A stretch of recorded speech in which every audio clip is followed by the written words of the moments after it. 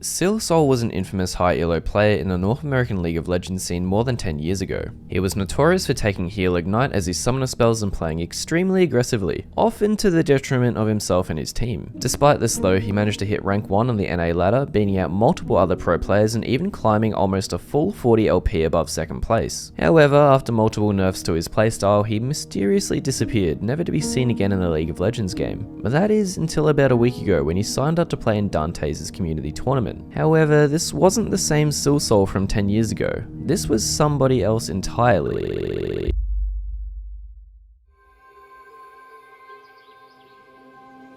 Before we dive into the individual currently impersonating SilSol, let's try to understand what happened to him leading up to and after his disappearance. Because he played so long ago, very few current high elo players got to experience playing with him. One player who did though was Bobkin, who you probably know as the #1 LeBlanc player and also the innovator of Hullbreaker LeBlanc Top. Scary times. I reached out to him asking what it was actually like to play with him, and he said, quote, "Back in season 2, this guy SilSol came out of nowhere and hit rank 1. Dude spammed a lot of games and he was known to take ignite heal in every single game. And if he's jungle, he'll go smite heal every game. I remember duoing and playing with him before. He either goes 10-0 in 1v9s a game or goes 0-20 and single-handedly loses the game. I remember after duoing with him for a while I couldn't stand it anymore, so I'd keep him on my friends list and just queue up when he's in game so he's not on my team. I legit wondered how he's able to climb so high sometimes because most of the time he's just inting. A big reason for that is his ignite heal strat. Having no flash back then was a huge disadvantage. After SilSol's departure from League of Legends, the account was passed around to multiple different people.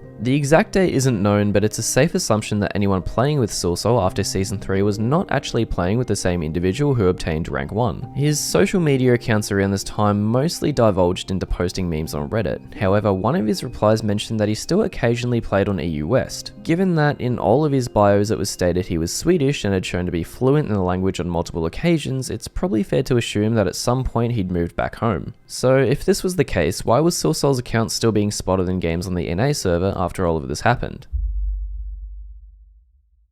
As I briefly touched on before, the account had now become shared by multiple people. However, at this time the most notable was someone who also went by the name Adrian X Kelsey. This person, whose true identity wasn't yet known, did carry on the legacy of SilSol but still wasn't the original user of the account. However, most people at the time had no idea of what had happened. So when Adrian X Kelsey went on to do an AMA on Reddit posing as SilSol, no one really thought to question it, especially since there was proof shown of them being logged into the account. So who was this person carrying on SilSol's legacy? The most commonly believed theory is that this is Adrian Ma, who later went on to become a pro player and a support for Immortals. Ironically enough, with this team he went on to win Spring Split with Pobelter, player who he'd seemed to have a lot of history with throughout solo queue. They also only dropped one game in the process. His connection to SilSol, however, or how he got the account, was still unknown. Given the account's more recent activity, it's pretty clear to see that the person who posted the SilSol AMA back in 2012 was in fact Adrian. In the AMA, he also states that he was 15 at the time, and given that Adrian was born in 1997, this also lines up.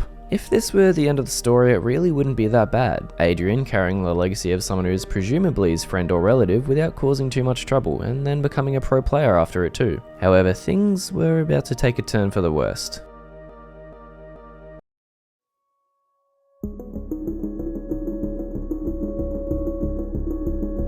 While I was writing the script for this and getting information for this section of the video, someone named Priscilla dropped a very in-depth document outlining the history of the person we're about to discuss. Moving forwards, I'm going to be quoting from this a lot, so I wanted to give them a big thank you. Without their work, I definitely would not have been able to make this video so quickly. The next person to take over SilSol's account now goes by the name Savonka. On the 27th of November, Dantes announced that he would be running a community tournament. However, rather than just being a regular 5v5, the teams would have to consist of one challenger player, one player between Masters and Chal, one player between Diamond and Masters, and one low elo player. SilSol was drafted as the top laner for Team Hums, consisting of Hums, Nikic, K-Man, Davemon, and SilSol. However, weirdly, SilSol was picked to fill the low elo slot. This was under the argument that while they used to be rank 1, they hadn't played in a long time and now hovered between bronze and silver. While this is a bit of a reach on its own, it's not completely out of reality. However, a clause of the tournament is that it was meant to be streamed, and players who'd been around at the same time as SilSol quickly began noticing some inconsistencies. Who is this person pretending to be SilSol? OG OG SilSol was a guy. I used to duo with him occasionally back in Season 3. This screenshot is from LolKing, the predecessor to websites such as OPGG, and it shows him playing with SilSol. Through whatever means Savanka had managed to get a hold of the SilSol account, she was now playing on it pretending to be him. This impersonation actually dates back much further though, when Savanka had an older stream and went by the name Rivenism, where they'd stream on the SilSol account pretending to be them. This even caught the attention of the original SilSol, who posted on Reddit 9 years ago, "Rivenism is fake trying to be me." This was the beginning of Savanka's many aliases. Over the years they've gotten under the names Savanka, Piety, SilSol, Natalie, and Chara, but for the purpose of consistency for the rest of the video, I'll be referring to them as Savanka. It's worth noting that everything I'm about to say are all allegations and hearsay. All that's going to happen here is I'm going to present facts and accusations, and anyone watching should try to come to their own conclusions. People quickly started thinking that Savanka was playing far above her level in Dantes' tournament. There was multiple accusations of her cheating or possibly someone else playing on her account because, after all, SilSol did used to be a shared account. All of this, however, quickly got swept under the rug because as people started looking into her past, there were much more pressing issues to talk about.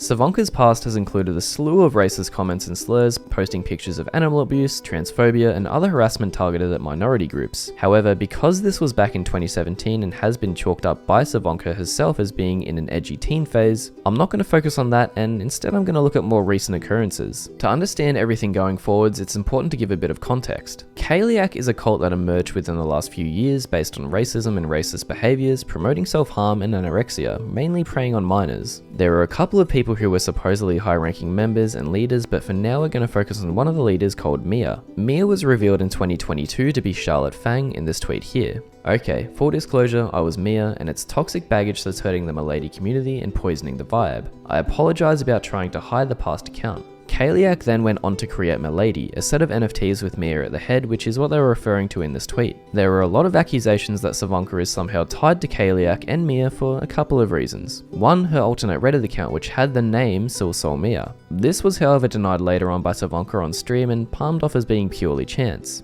They linked to a Reddit account. I guess they included it because it had the name Mia in it, but it doesn't really make sense. Having Mia in a Reddit account is really strange. It's because I liked the name Mia, and I've used like Mia as like the persona of Mia. It's like stream titles. Like I liked their Twitter before they got banned, but I'm not them. It's just literally a name or an alt Reddit account. 2. Charlotte Fang, aka Mia, responded to one of the posts on Twitter calling out Savanka, stating, "Yeah, it was old Piety." If you can remember, Piety was one of Savanka's old aliases, and while this could be a lie, it does at least confirm some sort of connection between the two. Perhaps the most disturbing out of these is that in the document you can find links and multiple pictures with one of her aliases, Piety, being self-harmed into the arms of a person, along with multiple other related occurrences. I can't include these in the video for obvious reasons, and would recommend a little bit of discretion before possibly going to look these up yourself. Just to play devil's advocate, let's say this is unrelated to her and that this is all still chalked up to just having an edgy past. She mentioned herself today that she still followed Mia because she believes they have funny content. And as recently as 4 months ago, there's still messages from her in her Discord where she posts pictures of the face of Kaliak saying this. The woman in this picture is Suyuan Zhao. She was arrested in 2015 for stabbing another woman during an art exhibition and later became the face to represent groups like Kaliak and even Mia themselves. On top of this, 2 years ago, Savanka was caught catfishing on ePal, which you can see in this clip from Sanchovi's stream. When asked about this on stream today, she said that it was just a funny joke and kind of brushed it off. Still to this day, her Discord server and email are references to the Blue Whale Challenge, an internet phenomenon that originated and was most popular in Russia for the reasons that you can see in the screenshot. Recently, this has seen a resurgence in popularity to the point where YouTube will sometimes even show this message to people who search for blue whales. While none of this is particularly criminal in of itself, it isn't at all conducive to someone who's, quote, grown out of their edgy phase.